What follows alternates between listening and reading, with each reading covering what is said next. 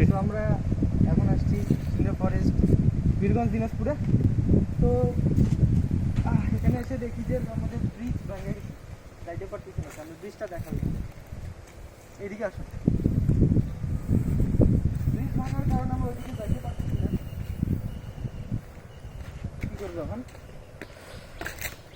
এত দূর আসার পরে কিরকম পরিস্থিতি হয়ে গেল? হ্যাঁ, ব্রিজ ভাঙার ফলে আমরা এখন আস্তে আস্তে এখানে কিছু করতেও পারতেছি না, যাইতেও পারতেছি না, জঙ্গলেই দেখি।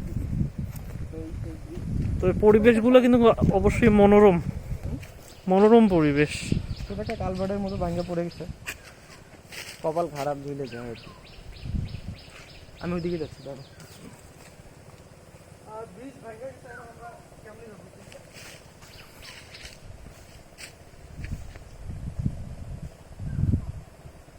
ভাঙে গেছে, এখন কোনো উপায় নেই।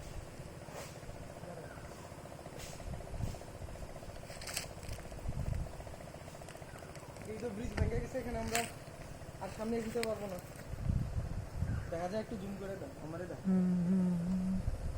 এদিকে দেখা যাচ্ছে, জুম করে আমারে।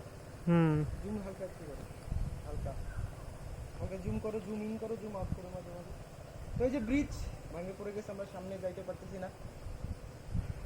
তো এটাই, সামনে সামনে মনে পিকনিক স্পট ছিল, সামনে পিকনিক স্পট ছিল, কিন্তু যাইতে পারলাম না।